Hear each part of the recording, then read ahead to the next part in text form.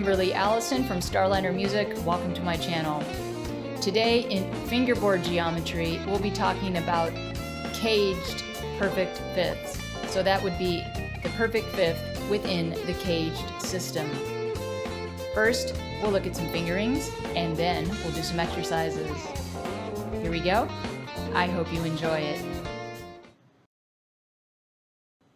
Alright, today in Fingerboard geometry, we'll be talking about the perfect fifth within the caged system.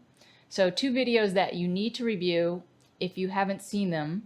The video on the perfect fifth fingering, so this is in my Fingerboard geometry playlist.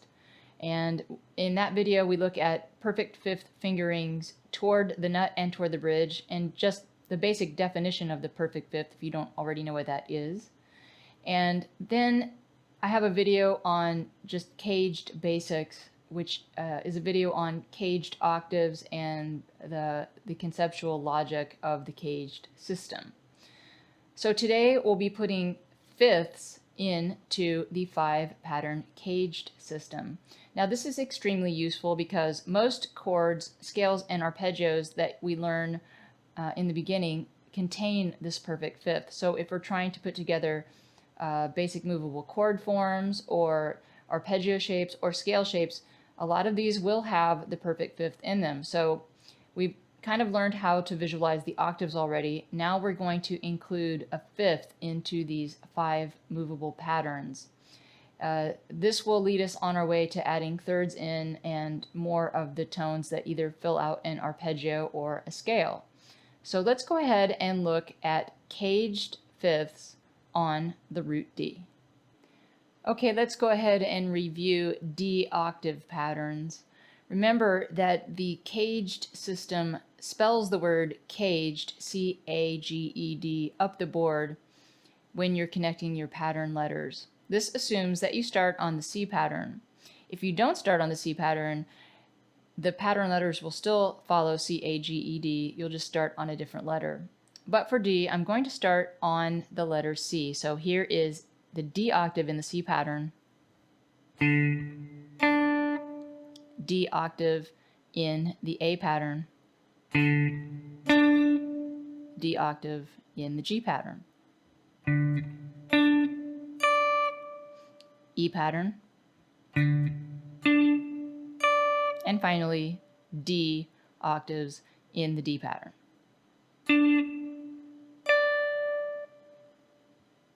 Now let's add in the fifths. Remember that fifths could be placed above the root in pitch or below the root in pitch. I have 2 videos on the perfect fifth. One talks about the fifth above and the other one talks about finding the fifth below a root. So you might want to review both of those videos. Here is the C area.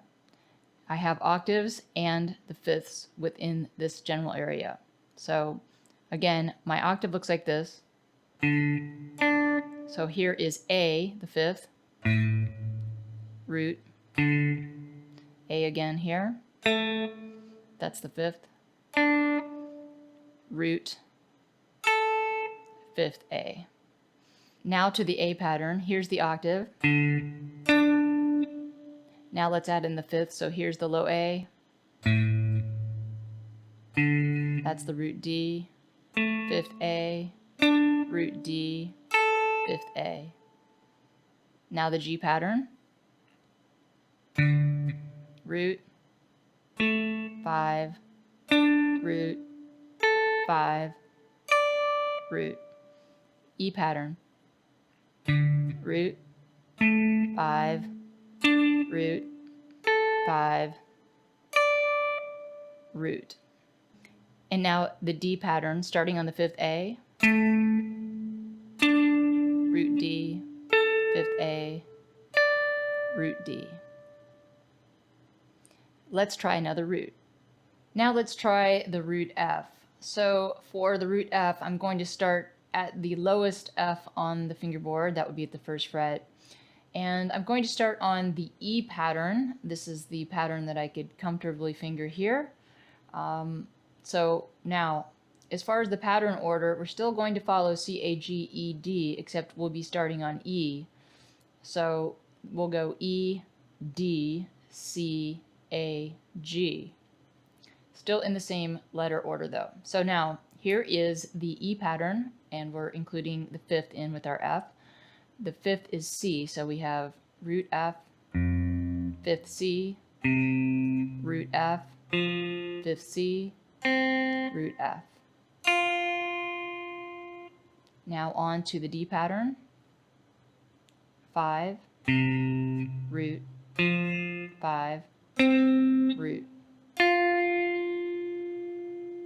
Now on to the C pattern. We have 5, root, 5, root, 5. A pattern, 5, root, 5, root, 5. And finally, the G pattern, root, 5, root, 5, and root. Now, let's go on to the exercises. All right, for the exercises, we'll be taking our caged fifths and finding them through the circle of fifths. If you're not sure what the circle of fifths is, please check out my video on the circle of fifths. So the circle of fifths starts with the root C.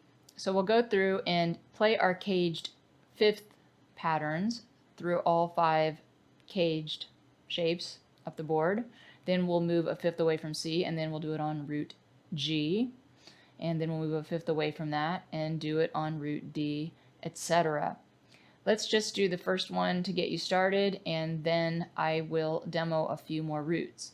Here is the caged fifth patterns for C. So we have 5, 1, 5, 1, 5, and that's the C pattern for the root C. Now we're on the A pattern for the root C. 5, 1, 5, 1, 5. Now for the G pattern, still root C, root, 5, root, 5, root. Now E pattern, root C, root, 5, root, 5, root. Now D pattern for the root C, 5, root, 5, root. And that's all 5 patterns. Then I would go to do the same exercise on the root G. So here I'm going to start at the lowest pattern possible, which is the G pattern for G. So I would do G, root, 5, root, 5, root, etc. Moving up the fingerboard after that, I'd go to the E pattern, D pattern, etc. Let's get a look at the exercise.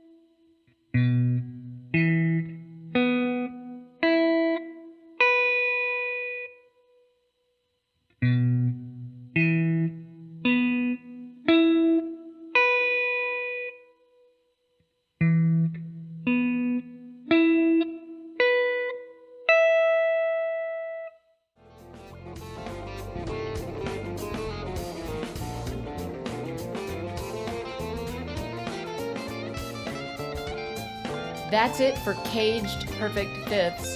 I'm Kimberly Allison from Starliner Music, and I hope to see you back on my channel soon.